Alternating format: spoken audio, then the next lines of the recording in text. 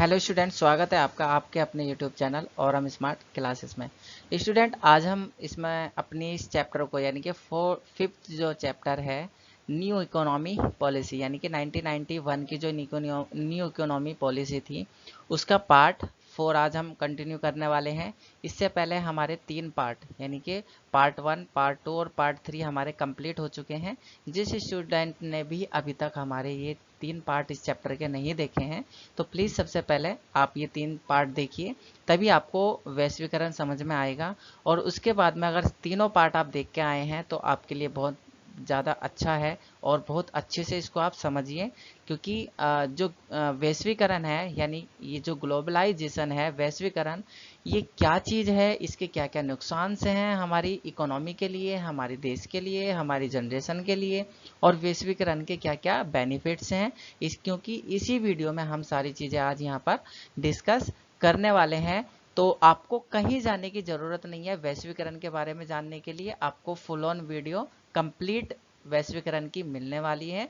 तो ज़्यादा time waste ना करते हुए और हम करते हैं अपनी वीडियो को स्टार्ट, और आप बने रहिए हमारे साथ।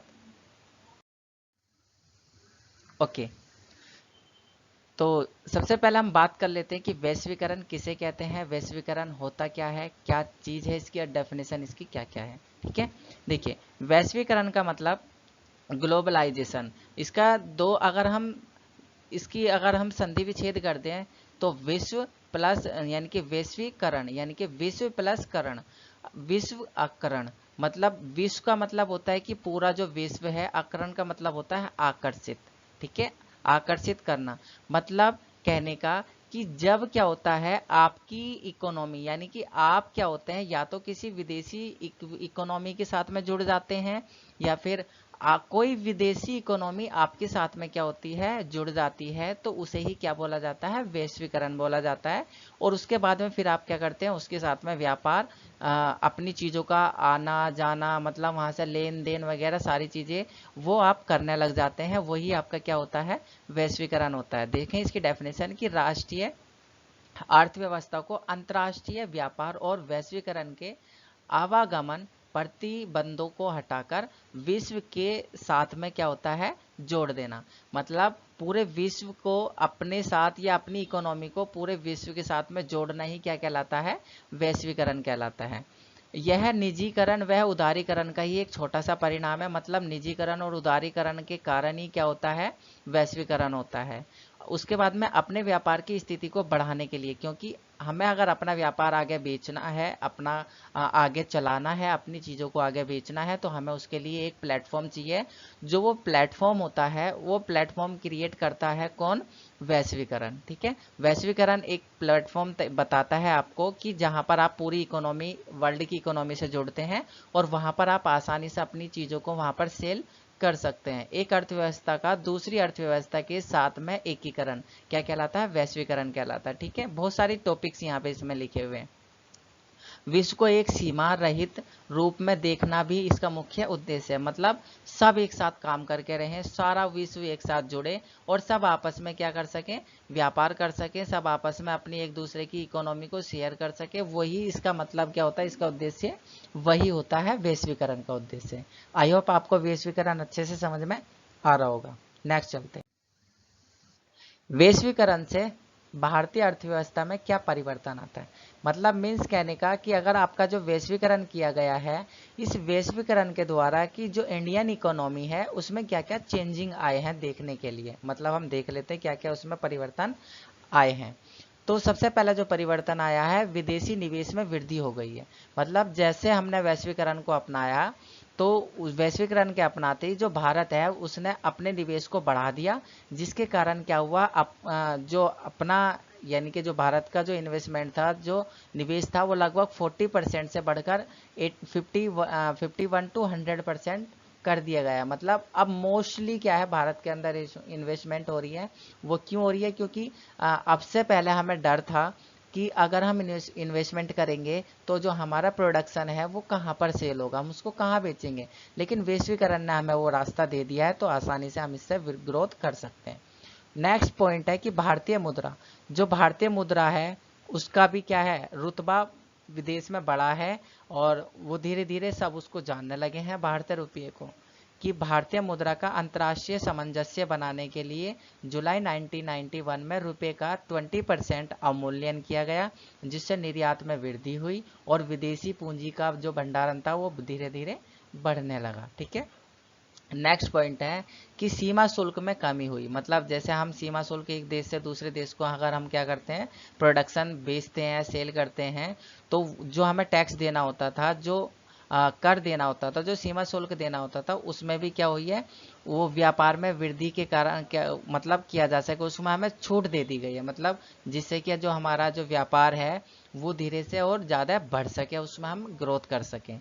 उसके बाद में आयात के ऊपर जो भी प्रतिबंध थे वो धीरे से हटा दिए गए, जिससे कि हम और ज़्यादा मात्रा में आयात करा सकें। और जो हमारे यहाँ पे जो फैसिलिटी नहीं है, मशीनरी फैसिलिटी, टेक्नोलॉजी की जो फैसिलिटी है वो भारत देश में नहीं है, तो उससे हम फॉरेन कंट्री से उसको मंगा सकें और अपने यहाँ पर उसको अच्छे से यूज कर सकें। उसके बाद में प्रतियोगिता, यानी कि जो भारत के अंदर जो प्रोडक्शन हुआ है, भारत की जो बनी हुई चीज़ें हैं, भारत की जो टेक्नोलॉजी है, अब वो इंटरनेशनल मार्केट में जाती है और वहाँ पर जाने के बाद में देखा जाता है, इसको कंपेयर किया जाता है विदेशी सामानों से, मतलब विदेशों की टेक्नोलॉजी से। अब भारत की जो टेक्नोलॉजी है वो भी क्या होने लगी है, कंपटीशन करने लगी है। वैश्वीकरण के प्रभाव, यानी कि कुछ इसके इफेक्ट हैं, क्या क्या उसके इफेक्ट है देख लेते हैं, इसके पक्ष में और इसके विपक्ष में, यानी कि दोनों तरीके से हम बात करते हैं। तो जो इसके पक्ष में है कि जो विदेशी बाजार है उसका विस्तार हो गया। ये आपको पता ही है कि इंटरनेशनल जो ट्रेडिंग है वो अब धीरे धीरे हम करने लगे हैं। उच्च टेक्नोलॉजी सभी के हमारे पास में भी आने लगी है और धीरे धीरे जब अगर कोई वैश्वीकरण को अपनाता है तो वो विदेशी टेक्नोलॉजी को भी धीरे से अपना लेता है। उसके बाद में उच्च उत्पादन, यानी कि जो प्रोडक्शन है वो क्या होने लगा है, ज़्यादा बढ़ने लगा है। और उच्च निवेश, क्योंकि अब हमें कोई डर नहीं है कि हम अपने प्रोडक्शन यानी कि अपने माल को कहाँ पर बेचेंगे, तो अब हमारे पास में वो प्लेटफॉर्म वैश्वीकरण के द्वारा आ चुका है। लेकिन कुछ इसके निगेटिव इफेक्ट है, वो देख लेते हैं क्या है। सीमित क्षेत्रों को ही लाभ होता है, मतलब जो छोटे उद्योग होते हैं वो ज़्यादातर आपके इंटरनेशनल ट्रेड में नहीं जा पाते हैं। वो इसलिए क्या हो जाते हैं, भारत के ही छोटे से क्षेत्र में क्या हो जाते हैं, रह जाते हैं, जिसके कारण क्या होता है, वो डेवलप नहीं हो पाते हैं। उसके बाद में जो गरीब देशों का कम विकास हुआ है, मतलब जो गरीब देश हैं वो इस चीज़ को फॉलो नहीं कर पाते, तो उनका विकास नहीं हो पाता। उसके बाद में जो अर्थव्यवस्था के साथ में समझौता करना पड़ता है, मतलब कि यहाँ पर अगर हम ना चाहते हुए भी हमें एक दूसरे देश को क्या अपनी इकोनॉमी के साथ में समझौता करना पड़ेगा, ना चाहते हुए भी। जैसे कि अगर हम बात करें चाइना और इंडिया, अभी देख रहे हो आप क्या स्थिति चल रही है चाइना के और भारत के बीच में, लेकिन ना चाहते हुए भी हमें चाइना की चीज़ों को अपनाना पड़ रहा है। क्यों? क्योंकि जो चाइना का मैन्युफेस्टो है, यानी कि जो चाइना की जो मैन्युफैक्चरिंग है चाइना की, वो पूरे वर्ल्ड में है। और एकदम से हम चाइना की जो चीज़ें हैं उनको हम एकदम से उनका बहिष्कार नहीं कर सकते, उसके लिए हमें टाइम लगेगा। क्योंकि भारत को फिर क्या होगा, स्वदेशी बनना पड़ेगा, भारत में भारत को आत्मनिर्भर बनना पड़ेगा। जो कि आज की जो गवर्नमेंट है वो यही चाह रही है कि जो भारत है वो आत्मनिर्भर बने। तो ये सब क्या है, किसके कारण हो रहा है, तो ना चाहते हुए हमें क्या करना पड़ता है, किसी भी इकोनॉमी के साथ में समझौता करना पड़ता है। अभी देख रहे हैं आप क्या कल्चर आ चुका है, हम विदेशी कल्चर को, यानी कि यूरोपियन जो कल्चर है, हम धीरे धीरे उसी कल्चर को क्या कर रहे हैं, अपनाते जा रहे हैं।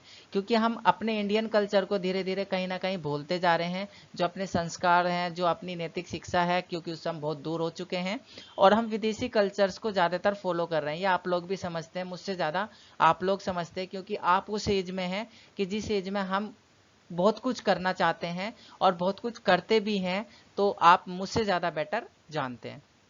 उसके बाद में अगर हम बात करें समस्याओं का भी, हमारे क्या होता है, असमानताओं का भी विस्तार होता है। असमानता मतलब हमारे, जब हम किसी भी इकोनॉमी को देखते हैं, जब वो इंटरनेशनल ट्रेड करती है, जब मार्केट में आते हैं, तो हम किसी को भी जज आसानी से कर सकते हैं कि ये जो देश है ये किस कैटेगरी का है, कितना इसके पास में टेक्नोलॉजी है, कितना इसके पास में टेक्नोलॉजी नहीं है। जिसके कारण क्या होता है, उस छोटे देश को क्या हो सकता है, फ्यूचर में क्या हो सकता है, किसी भी ताकतवर देश का गुलाम बनना पड़ सकता है, उससे उसको आगे चल के उससे खतरा हो सकता है। तो इससे बहुत सारे नुकसान होते हैं। ये सारे वैश्वीकरण के विपक्ष में पॉइंट्स थे। ठीक है, आपको समझ अच्छे से आ रहा होगा। इसको बहुत अच्छे से समझ के कर चलना, क्योंकि यहाँ से पेपर में क्वेश्चन फंस सकता है। अब बात करते हैं हम बाह्य प्रापण कि जो बाह्य प्रापण है उसे क्या कहा जाता है, किसे कहते हैं, बाह्य प्रापण होता क्या है।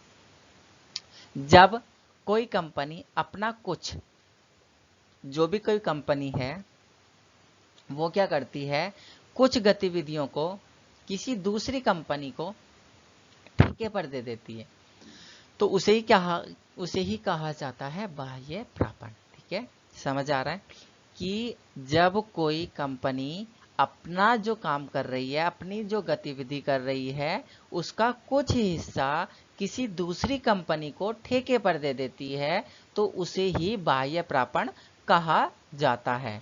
इसका देख लेते हैं और पॉइंट्स इसके और अच्छे से आप समझ जाओगे। इसमें मुख्य रूप से बहुराष्ट्रीय कंपनियां शामिल होती हैं, मतलब जो विदेशी कंपनियां होती हैं, जो बहुराष्ट्रीय कंपनियां होती हैं, वो इसको ज़्यादातर फेवरेट मानती हैं, उनका सबसे ज़्यादा पसंदीदा ये फील्ड होता है। उसके बाद में यह वैश्वीकरण का ही एक भाग है, वैश्वीकरण ही है ताकि जो बाहर से कंपनियां आती हैं और देखती हैं कि हम यहाँ पर इन्वेस्टमेंट कर सकते हैं, यहाँ पर हम अपना कारोबार है वो बढ़ा सकते हैं, तो वहाँ की गवर्नमेंट से वो परमिशन लेते हैं और वहाँ पर आ जाते हैं। उसके बाद में यह संचार और सूचना प्रौद्योगिकी में बहुत तेजी से विकास करती है, मतलब टेक्नोलॉजी के फील्ड में यह बहुत अच्छी चीज मानी जाती है। यहाँ बहुराष्ट्रीय कंपनियों का एक पसंदीदा उद्योग है, मतलब ये मैंने अभी आपको बताया बहुराष्ट्रीय कंपनी इसको बहुत फेवरेट मानती है। नीति, मजदूर दर और प्रतिरक्षित जो शक्ति है आसानी से प्राप्त हो सकती है। जैसे मुख्य रूप से इसका जो सेंटर है वो माना जाता है भारत, मतलब यहाँ पर आपको अच्छे मजदूर मिल जाएंगे, सस्ते मजदूर मिल जाएंगे, कम समय में काम करने वाले मिल जाएंगे और बहुत बेस्ट मिल जाएंगे, और आपको उनको इतना पे नहीं करना पड़ेगा, जिसके कारण क्या होता है, उनको कंपनियों को बहुत अच्छे से प्रॉफिट हो जाता है।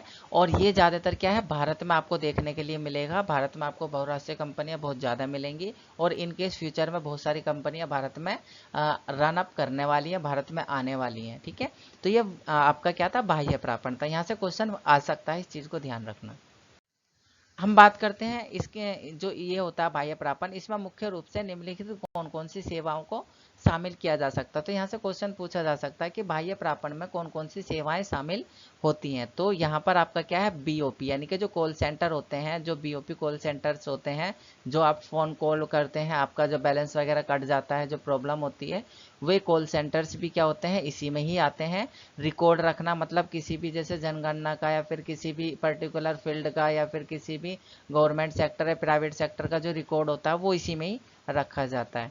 उसके बाद में लेखन करना, मतलब जो कविता वगैरह होती है उन सबको संग्रह करके रखना, ये सारी चीज़ें उसी में ही काम होता है। बैंकिंग सेवा इसी में ही आती हैं। फिल्मों का संपादन सब इसी में ही आता है। जो पुस्तक होती है उनकी नकल करना वो सब उसी में ही आता है। और चिकित्सा परामर्श आदि ये सारी चीज़ें क्या हैं, ये इनके फेवरेट सेक्टर हैं, किनके, बाह्य प्रापण कंपनियों के।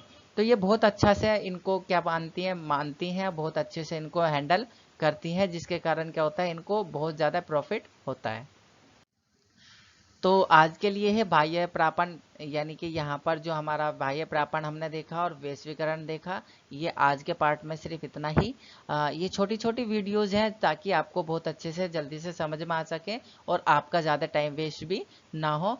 आई होप आपको ये वीडियो अच्छी लगी होगी। बहुत ज़्यादा अच्छी तो मैं कह नहीं सकता, वो तो आपके ऊपर डिपेंड करता है कि आपको कितना इसने हेल्प किया है। और जो हमारे चैनल पर नए हैं, जो वीडियो जो बच्चा नया आया है, वो प्लीज़ हमारे चैनल को सब्सक्राइब कर लीजिए और वीडियो को आप लाइक कर सकते हैं तो कर सकते हैं, नहीं तो कोई टेंशन नहीं है। हम आपको मिलते हैं नेक्स्ट पार्ट में, तब तक के लिए धन्यवाद, बाय बाय, जय हिंद, जय भारत।